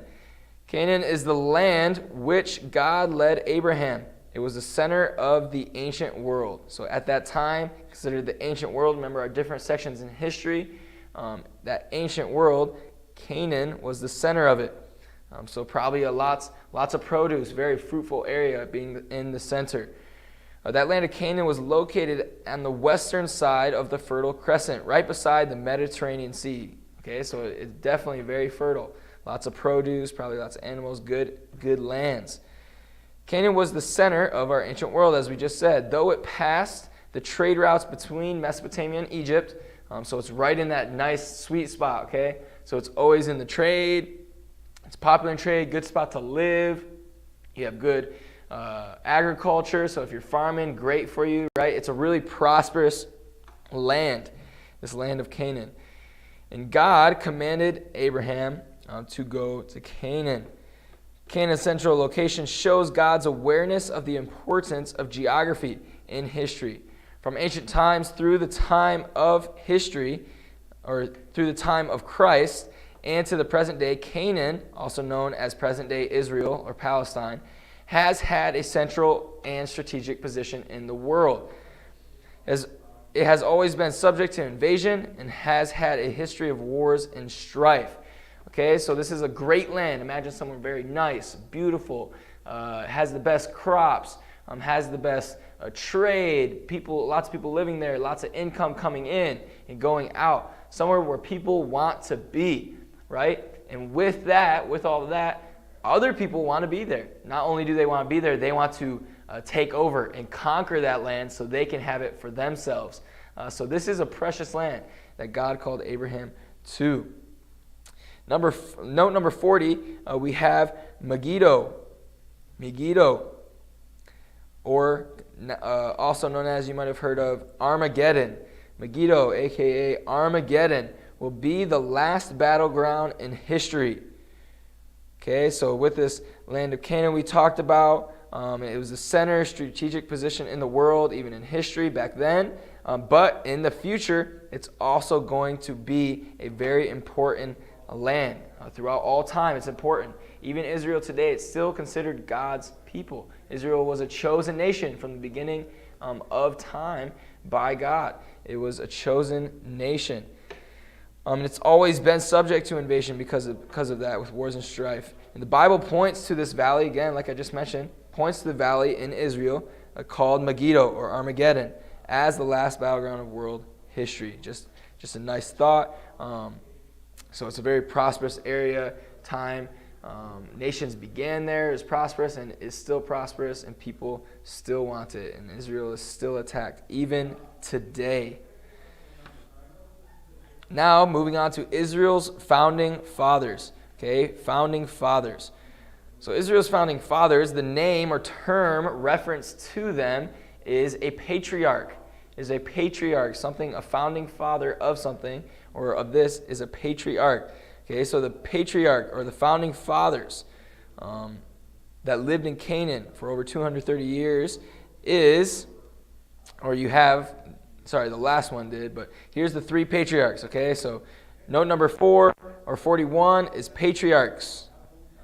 Our patriarchs are, so you want to know these, Abraham, which we've talked about, his son Isaac, which I mentioned in the story where God called him to make a sacrifice on this mountain he went to, and he went to sacrifice his son Isaac because God commanded, and angels stopped Abraham from killing his son, and then he provided a sacrifice, and it showed a great faith of Abraham. So then you have Abraham, his son Isaac, and then Jacob, which is Abraham's grandson, or Isaac's son, Jacob. And these are the founding fathers of Israel.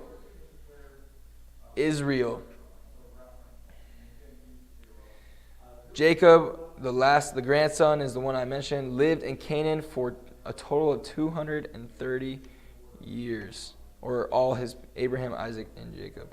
God promises to Abraham, past first Isaac and then to Jacob. These three men were the founding fathers of Israel, the most unusual and important nation in world history. Again, even if you look up today, look up what's going on in Israel, there's a lot of crazy stuff and that Israel's a part of. That is going against Israel, how a lot of people are starting to go against Israel. And it's funny because the Bible tells us that we should support his nation. And as people, we should be supporting that nation. During the time of patriarchs, Israel, as Abraham's descendants came to be known, was simply a large family. Before becoming an nation state, which is a nation or a people living in its own land with its own government. So a nation state, that's not in your notes, but you probably don't want to know that if you want to write it on the side or in your own terms. A nation state is a nation or a people living in its own land with its own government. Israel would endure a long period of slavery in Egypt, because Israel is a nation state, where it would grow from a large family into a nation. So it started with these patriarchs, these founding fathers, which was a family, and later it grew and grew and grew and became a nation. That's what God promised. God promised Abraham that he would be the beginning of a nation. The people of Canaan. Okay, so there's different types of people from Canaan.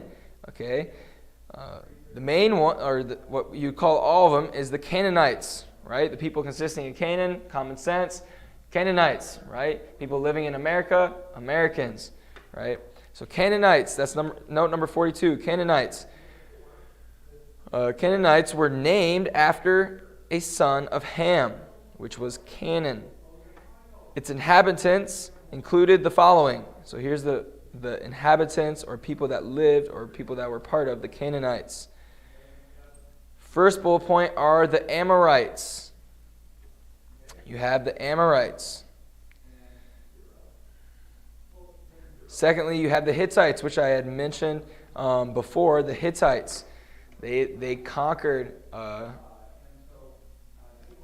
they conquered Hammurabi's land of Mesopotamia with their iron weapons, and they ruled for about all that Asia Minor area, so towards China, which is present-day China, and then they tried to go into and ruled some of Palestine for around 300 years. The Hittites. Then you have the Kenites. Kenites, the Kenites. And lastly, you have the Jebusites. The Jebusites. Those are all part of, or the inhabitants of, Canaanites. And with that, so you have those four different groups from Canaanites. Note number 43 says, Canaan had no single center of political or military power.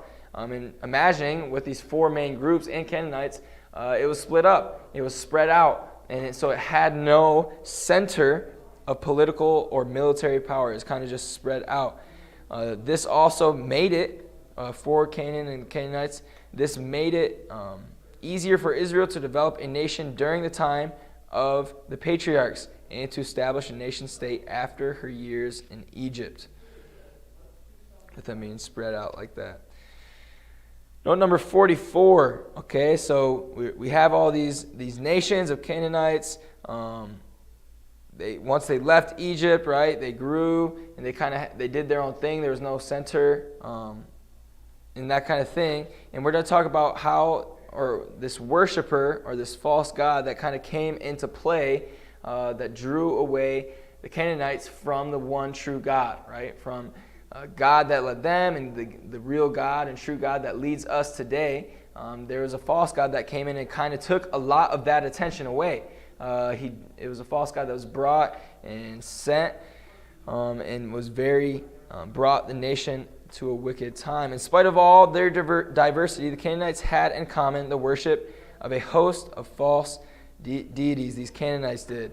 So Abraham, and they worshiped the true God. These Canaanites all had in common the worship of a host of false deities. So that's a difference there. Some 70 in number. So some of these Canaanites would worship 70 different gods, 70 false gods. The gods of the Canaanites were, if possible, worse than those that Abraham had left behind in summer Mesopotamia. So remember we talked about the moon god and the sun god, right? And then we had Marduk, the chief god of Mesopotamia. Some of those gods were people that the land of Ur, where Abraham is from, worshiped, right? And so the one true God called Abraham take a step of faith, and he left those false gods and believed and stepped and lived for the one true God. Now, in this time of Canaanites, they had so many more gods and different gods, and it was even worse than it was even compared to the ones Abraham left. Baal. So that's our next note, number 44, Baal.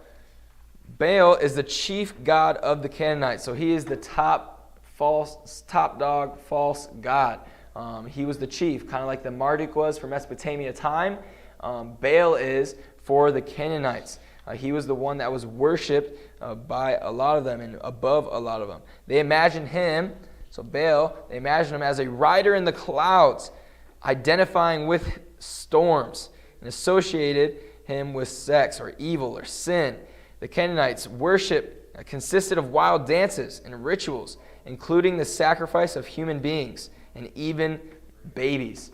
What an evil thought. Could you imagine sacrificing to this false god, throwing human bodies, even born babies, just little babies that have no say, they have nothing to do, and they're just being thrown in the fire as sacrifices, and they would do chants, and it was just very, very evil and wicked, and the chief of them was Baal. The Canaanites' worship consisted, again, of wild dances and rituals. Okay, so Baal, you want to know that. Moving on, so with Baal and all of these false gods they worship, the Canaanites were worshipers of basically pleasure. So with all the stuff they did, all the worship, all the sacrifice, it was all for their own selfish pleasure. It was a worship of pleasure. Their gods inspired a life devoted to satisfaction of our own personal lust, right? So these false gods they made, it would be said that their worship pointed towards a desire of lust. So fulfill your lust for your false god. In the cities of Sodom and Gomorrah, which is part of our next note, Sodom and Gomorrah, the evils of flesh reached such extremes that God destroyed the cities with fire and brimstone. Over time, the evils of the Canaanites grew worse. When the Israelites returned to Egypt, God, with full justice, take the land away from the evil Canaanites and give it to his chosen people. Remember Abraham, he was told to leave, and through the descendants there all the way to Moses, they would be told to go into Canaan throughout from that time all the way through is where God had planned for them. And through this wickedness of Canaanites and false worship, God ended up handing over the land of Canaan to them through Joshua, or through the descendants of Abraham and people. So remember those Sodom and Gomorrah. Note number 46, Sodom and Gomorrah, cities that God destroyed because of their evil doings. They were so evil. Abraham's nephew, Lot, he chose, because it was still a nice land. Remember, it was a nice land. You'd want to live there. There's things to do maybe. And so Lot chose this area. He chose it maybe because it caught his eye. And so he chose this area to live in, but it was very wicked. And long story short, God said, I'm going to destroy the city. And Abraham fought. He said, if you can find 50 righteous men. And then it went all the way down to 10. And God couldn't even find 10 righteous men in all of 2 cities of Sodom and Gomorrah. So he destroyed it with fire and brimstone, with saving of Lot's wife. And it would have been Lot's family. But Lot's wife, while they're running, God commanded, said, you cannot look at the fire, or do not turn around. Keep on running. Lot's wife turned around, and she turned to a pillar of salt. Lot got away, and his life and history ended very sadly. So moving on, so again with the patriarchs, we have the godliness of the patriarchs. The godliness of the patriarchs. Like most of the people in Canaan, the patriarchs who we're talking about, they were nomads. Okay, that's our next note, number 47, nomads. Nomads are wandering herdsmen with no permanent homes. Okay, so they were traveling. They didn't have a land. They didn't have the land of Canaan yet. God had not given it to them, so they were wanderers. They were going place to place. They were herdsmen. They also followed many of the same customs as the Canaanites in a matter of inheritance, marriage contracts, children, and land. Only their recognition of one true God made the patriarchs stand out from the Canaanites. So a lot of things they did in a culture sense of living, right? So like marriage, probably how they did agriculture, like schooling, any kind of that, would be similar to the Canaanites. But the one main distinction is they serve the false gods with Baal and all the other ones. And the patriarchs, the descendants of Abraham, all worship the one true God. And lastly, the note, so all the way through that, we have, although some members of their families began following the Canaanite religion of pleasure, so again, some of the family members of the patriarchs moved over and slowly went into the worship of these false gods and got away from God. But Abraham and some of his faithful stayed faithful. And Abraham, for example, used a few hundred men. God showed blessings to these people that followed him and kept a relationship with him.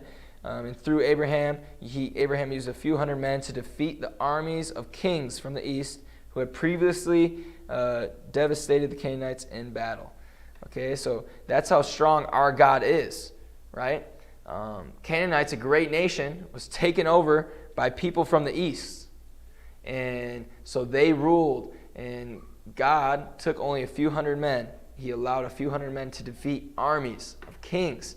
And that would just be a great miracle. So again, these patriarchs were nomads. And then getting into, lastly, the humanity of the patriarchs. The humanity of the patriarchs. It should not be surprising that the patriarchs and their children were humans who sinned and suffered the consequences, just like we do today. Our study of the patriarchs in Canaan closes with a terrible sin among the 12 sons of Jacob. The fathers of the 12 tribes of Israel, as consequence of their great jealousy for Jacob's favorite son, Joseph. If we've all heard the story, or hopefully a lot of us heard the story of Joseph in the coat of many colors. Joseph was beloved by his father. He got this coat of many colors, and all of his brothers were jealous. And although at the time, Joseph he got visions, and his brothers hated him, and he was sold into slavery, and then he went all the way to the land of Egypt, away from his family for a long time. And through that time, Joseph never cursed God. He stayed faithful to God. He tried not to sin. He was still human, but he tried not to sin, and he followed God's command throughout his life. And in the end, it was for a great purpose. When the people, the 12 tribes, there was a famine came through, And because Joseph, through that time in Egypt, rose up in the ranks, he was in charge of a lot of the produce that Egypt has saved, so they had produce through this famine.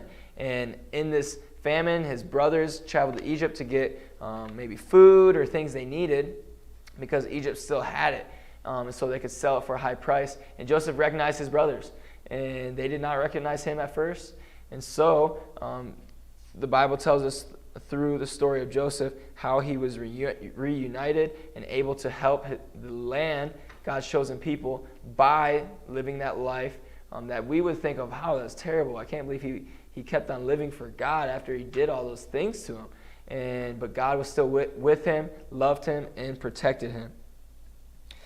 Abraham, Isaac, and Jacob were nevertheless three of the most important men in history.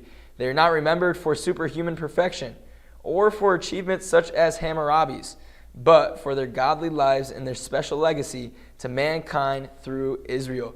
For summer to Canaan, the patriarchs were shining examples of faith to a world in rebellion against God. And with the last note, I forgot to mention Joseph, which is Jacob's favorite son, whose jealous brothers sold him into slavery. But just like I said, how Abraham and all these God's chosen people, they were a light to a rebellious and sinful world. Just an application, just how we can be, right? Our world is kind of crazy right now. How much we need to be, even as 7th and 8th graders, we need to be a light to our peers. We need to be a light in our community, right? And what can we use to be that light? What is the object of use? It's God's word. God gives us the tools. He gives us the ability. He gives us what we need to be a light for him. And salvation and gospel and spreading that light. So that is the end of chapter 2. We only have a few minutes left. So I'm not going to start chapter 3. We'll get into it tomorrow. So it's okay. You don't have to write your own notes. I'll get them to you by tomorrow. Distant learners, if you need them still, I might have sent them. I can't remember. If you need them, contact me. I'll send them over to you. Any questions? There was no homework yesterday. It was just classwork. It's not graded. Sorry, excuse me. But there is homework tonight. There is homework tonight. The homework, let me pull it up real quick. The homework is read. Okay, so you're going to be starting reading in chapter 3. Kind of what we're going to cover tomorrow a little bit. You're going to start reading in chapter 3. Read pages 18 to 21. Okay, so you're reading sections 3.1 and 3.2, 18 to 21. There's some pictures in there, so it's not too much. 18 to 21. And then you're doing, so write that down, read page 18 to 21. And then you're doing the questions on, so first you're doing page 20, questions 1 through 3. Page 20, questions 1 through 3. Distant learners, just follow the lesson plans I sent to you. If you don't have those, let me know. I'll get those to you. You just follow those. That will keep you in pace, even though it might be a little bit different assignments, but it'll end up being all the same in the end. So do page 20, 1 through 3, and then also 7th and 8th graders in class, do page 21, section review 3.2, 1 through 3. If you have any questions, you can ask once I get down there. If you miss any notes, distant learners, let me know if you need anything. Hope you guys are doing well. Wish and pray that you guys can come in person. It'd be awesome to have you guys here and be able to interact a little bit more. But I hope I'm able to help. Again, if you need anything, contact me. I'll do the best I can for you. You guys have a good day.